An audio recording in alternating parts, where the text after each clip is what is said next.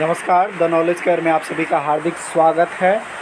और दोस्तों, मैं एक बहुत बड़ी वैकेंसी लेकर आ रहा हूं और ये है आपका दरोगा का बहुत बड़ी वैकेंसी आई है। आप देख सकते हैं बीपीएसएससी बिहार पुलिस सब ऑर्डिनेट सर्विस कमीशन के द्वारा। तो काफ़ी अच्छा पोस्ट है। इसमें आपका कुल वैकेंसी जो है वो 2 वैकेंसी है, एक है एसआई के लिए और एक है सार्जेंट के लिए। एसआई और सार्जेंट के लिए है। और इसमें एसआई के लिए आपका जो पोस्ट है वो है 1998 प्लस 215। ठीक है, तो पिछले बार से थोड़ा कम है लेकिन अच्छी खासी वैकेंसी है। 8 5 13 9 1 10 1 11 9 2 11 1 12 1 1 2 यानी कि 2213। इस बार क्या कहा जाएगा, 2213। इससे पिछले वाला था उसमें आपका 2442 था, जिसमें कारा अधीक्षक का भी पोस्ट था ना। तो चलिए इस बार देखते हैं। तो आपकी बार वर्दी त्योहार में आज देखते हैं कब से फॉर्म फिलअप होगा और क्या क्या प्रक्रिया है। चलिए, तो इसका जो फॉर्म फिलअप है वो 16 अगस्त से स्टार्ट हो जाएगा। तो स्वतंत्रता दिवस के शुभ अवसर पर आपके लिए बहुत बड़ी खुशखबरी, और जल्दी ही इसका एग्ज़ाम हो जाए, जल्दी ही वैकेंसी हो जाए, पाक साफ हो इसका एग्ज़ाम। हम यही चाहेंगे, मतलब किसी तरह की धांधली नहीं हो। हालांकि बिहार है और इस तरह का उम्मीद करना काफ़ी अनुचित माना जाएगा कि फेयर एग्ज़ाम हो जाए बिहार में, है ना। अब आइए एडवर्टाइजमेंट नंबर। तो एडवर्टाइजमेंट नंबर है 030000। 2020 का यह तीसरा है। इसमें पोस्ट देख लीजिए, मैंने आपको जो कहा कि ये लेवल 6 का है, आपका एसआई का पोस्ट है। सब इंस्पेक्टर 1998 और सार्जेंट का 215 पोस्ट है। वेतन दोनों के लिए सेम है, 35,400 से लेकर 1,12,400। काफ़ी आपका जो काफ़ी मोटी रकम वाला जॉब है, अच्छा खासा जॉब है, रॉयल्टी वाला जॉब है। तो आपने सपना जो संजोया है तो उसको पूरा करने का मौका आ गया है, वक्त आ गया है। तो बैठे नहीं, चुप नहीं रहें, पेन पेपर उठाकर घसते रहें, रगड़ते रहें। ठीक है, यानी कि पढ़ाई जारी रखें। अब आइए आगे बात करते हैं लिखित प्रतियोगिता परीक्षा की। ये आपका 2 चरणों में होगा। एक होगा आपका पीटी और एक होगा मेंस।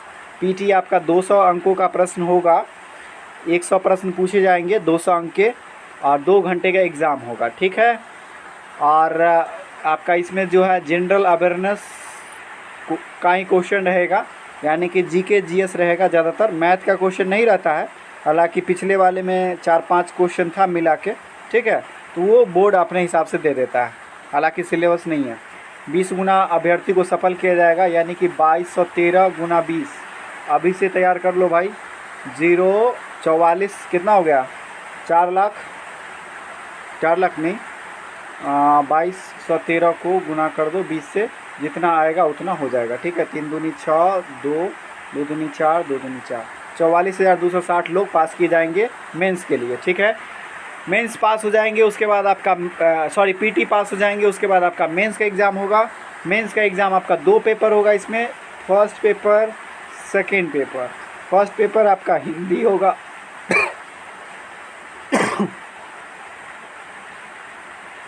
फर्स्ट पेपर आपका हिंदी होगा, सेकेंड पेपर आपका जीएस होगा।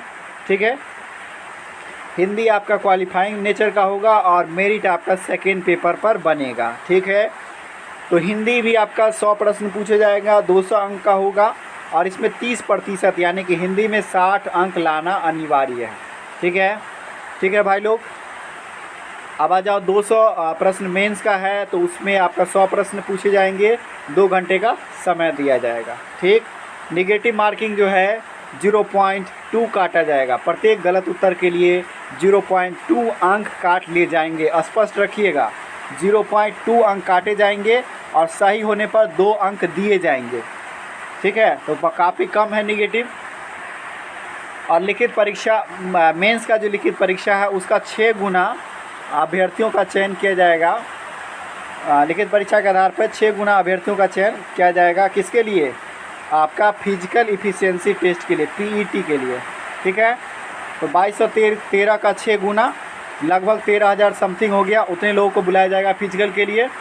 मेधा सूची में टाई होने पर आप जानते हैं क्या किया जाएगा। तो जो जिनका जन्म तिथि है सबसे पहले तो समान अंक प्राप्त करेंगे, तो जिनका उम्र ज़्यादा होगा उनको वरीयता दी जाएगी। अगर दोनों समान हो जाते हैं तो जो नाम है आपका, नाम का जो लेटर है, जिनका लेटर पहले होगा उनको दे दी जाएगी जॉब। ऐसा टाई का मामला हुआ नहीं अभी तक। अंतिम मेधा सूची के लिए न्यूनतम अर्हतांक क्या है, तो ये 32%। इससे कोई मतलब नहीं रहता है, इससे ज़्यादा ही अंक लाने पड़ेंगे। ये सिर्फ एक क्राइटेरिया है, उससे कम अंक अगर आए तो आप पास नहीं किए जाएंगे, पहले ही फेल। योग्यता क्या है, तो जो लोग ग्रेजुएशन कर चुके हैं किसी भी सब्जेक्ट से, चाहे वो बीए हो, बीएससी हो, बी कॉमर्स हो, किसी भी सब्जेक्ट से आपने अगर ग्रेजुएशन किया है तो आप इसका फॉर्म फिलअप कर सकते हैं, और वो आपका 1 अगस्त 2020 से पहले का होना चाहिए। ठीक है।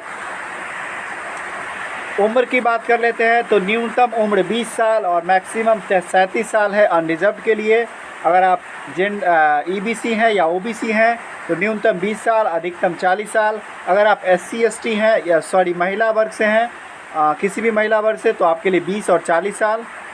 और अगर आप एससी एसटी से हैं, महिला या पुरुष हैं, तो आपका 20 साल न्यूनतम और मैक्सिमम 42 साल। ठीक। अब आगे बात करते हैं, आरक्षण की बात नहीं करेंगे, आरक्षण जैसा है वैसा ही है। हाइट की बात कर लेते हैं। बहुत लोगों को समस्या आती है कितना हाइट है तो बढ़ें या नहीं बढ़ें। तो देखिए, जिनका जनरल में 165 सेंटीमीटर हाइट है वो भर सकते हैं, पुरुष। महिला फिर अगर आपका ईबीसी हैं, आप अगर एससी हैं, एसटी हैं और पुरुष हैं, तो आपकी हाइट न्यूनतम कितनी होनी चाहिए, 160 सेंटीमीटर। तो काफ़ी कम है ना। इतना हाइट तो होना ही चाहिए, 5 फीट से समथिंग ऊपर होगा। सभी वर्गों की महिलाओं के लिए 155 सेंटीमीटर हाइट रखी गई है, और उनके लिए वज़न भी फिक्स किया गया है, कम से कम 48 केजी वज़न होना चाहिए। ठीक है, तो वज़न भी चेक कर लीजिएगा। अब आइए सीना की बात कर लेते हैं। तो सीना आपका, अगर आप अनरिजर्व्ड हैं, ईबीसी हैं या ओबीसी हैं, तो आपका क्या है, 81 सेंटीमीटर होना चाहिए सीना, और फुलाकर 86 सेंटीमीटर। सिर्फ पुरुषों के लिए सीना होता है, महिलाओं के लिए नहीं होता है। अगर आप एससी हैं या एसटी हैं और पुरुष हैं, तभी आपका सीना मेजर किया जाएगा, और 79 बिना फुलाए और फुलाकर 5 सेंटीमीटर का गैप रखना अनिवार्य होगा। अगर मान लीजिए आपका 82 सेंटीमीटर आ गया, तो आपको फुलाकर 87 करना होगा। ये गैप भी मायने रखता है, 5 सेंटीमीटर का गैप होना चाहिए। अब आइए फिजिकल इफिशिएंसी टेस्ट की बात करते हैं। तो पुरुषों के लिए 1 मील यानी कि 1600 मीटर की दौड़ होगी। 6.5 मिनट में आपको इसको कवर करना है। ठीक है, इससे ज़्यादा अगर समय लेते हैं तो असफल कर दिया जाएगा। इससे पहले वाले में भी, इससे जो 2442 वाला वैकेंसी है 2019 वाला, उसी में 30 सेकंड बढ़ाया गया था। ठीक है, अच्छी खबर है। महिलाओं के लिए 1 किलोमीटर ही दौड़ना है इन्हें, यानी कि 1000 मीटर दौड़ना है 6 मिनट में। ठीक है, अगर इससे ज़्यादा समय लेंगे तो डिस्क्वालीफाई कर दिए जाएंगे।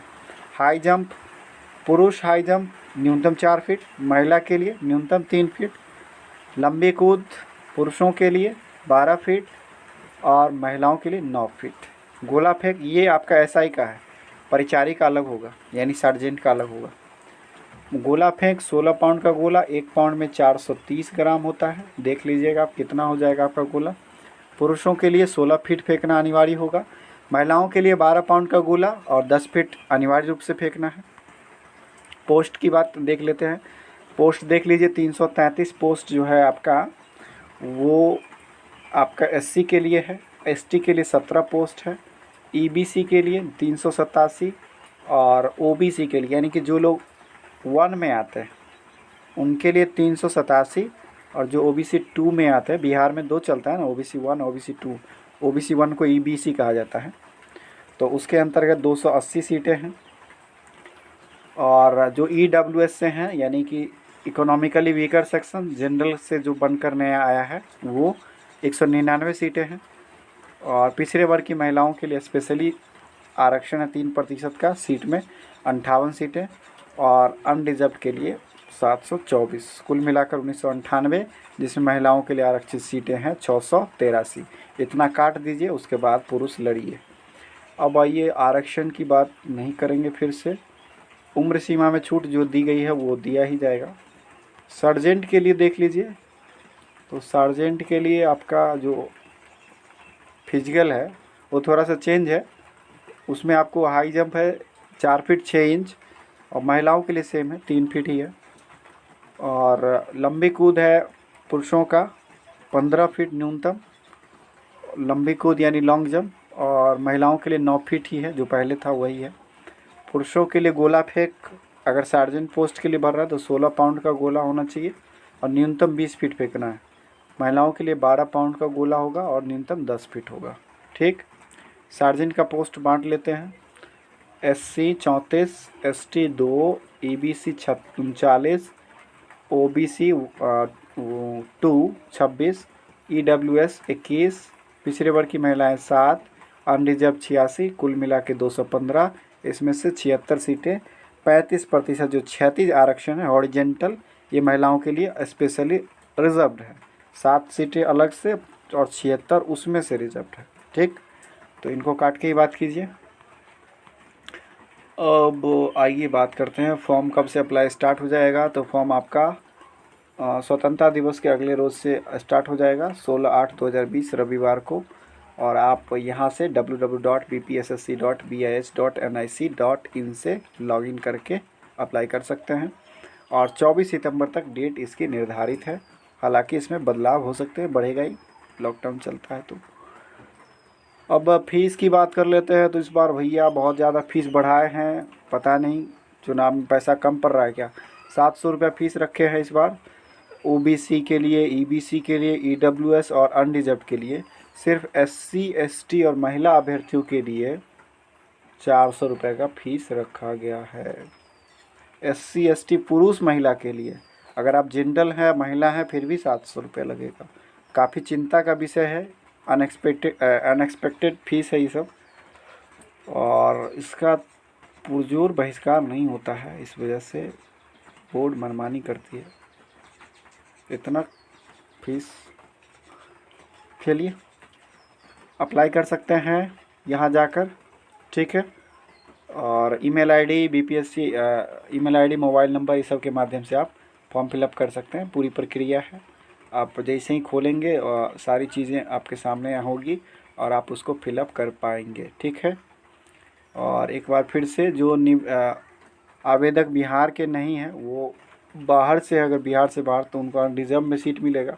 फ़ायदा ही भाई, 724 सीट तो है उसमें। ठीक, अब आ जाओ, डेट ऑफ बर्थ की गणना जो है वो 1 जनवरी 2020 से की जाएगी। ठीक है, आपका डेट ऑफ बर्थ 1 जनवरी 2020 से, क्वालिफ़िकेशन आपका 1 अगस्त 2020 तक होना चाहिए। ठीक,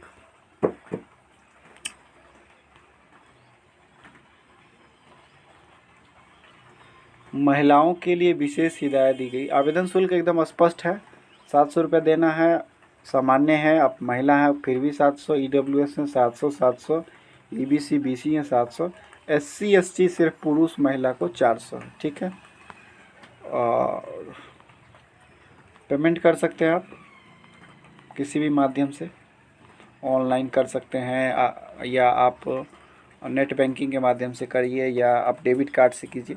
आइए फ़ोटो की बात कर लेते हैं। फ़ोटो आपका 3.5 x 4.5 सेंटीमीटर का होना चाहिए, 2 माह के अंदर खींचा होना चाहिए, और JPG या PNG फॉर्मेट में फ़ोटो लगाएं। 25 KB से कम का ही होना चाहिए, अच्छी गुणवत्ता में 25 KB से कम का। सिग्नेचर, चश्मा और टोपी नहीं लगाना है, ध्यान रखिएगा इस बात को, नहीं तो आपका पैसा डूब जाएगा और आप अपना अपॉर्चुनिटी भी खो बैठेंगे। 25 KB से कम ही आपका सिग्नेचर होना चाहिए, हिंदी और इंग्लिश दोनों में। ठीक है, ये भी आपका 25 KB से कम हो। ठीक, चलिए, तो इन सारी बातें हैं। और एक स्पेशल हिदायत महिला अभ्यर्थियों के लिए दी गई है कि अगर वो फिजिकल के दौरान गर्भवती पाए जाते हैं तो उन्हें दोबारा मौका नहीं दिया जाएगा, अतः इस बात का ख्याल वो रखेंगे। यहाँ देख सकते हैं आप, ऐसी विवाहित महिलाएं जो दौड़ एवं शारीरिक दक्षता परीक्षा के समय गर्भवती पाई जाएंगी तो उन्हें दौड़ या शारीरिक दक्षता जांच में भाग लेने की अनुमति नहीं दी जाएगी और इस आधार पर उनको अयोग्य साबित कर दिया जाएगा।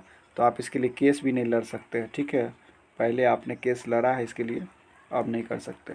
ये था आपका बिहार दरोगा का, बहुत अच्छी खासी वैकेंसी है। मैंने फिर से बताया इस बार कितना है, 2213 है। तो अब की बार वर्दी तो हार, ठीक है, अब की बार वर्दी तो हार, ठीक है। तो मिलते हैं नेक्स्ट वीडियो में। और मैं आपसे कहना चाहूँगा कि आप हमारे चैनल द नॉलेज क्योर को सब्सक्राइब कर लें, और यहाँ से भी बहुत सारे मटेरियल्स अवेलेबल हैं। अगर आप दरोगा की तैयारी करना चाहते हैं तो यहाँ से भी आप कर सकते हैं और हमसे जुड़ सकते हैं।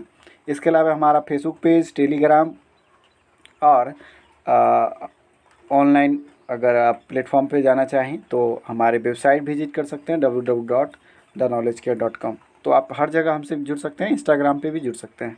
मिलते हैं नेक्स्ट वीडियो में, धन्यवाद।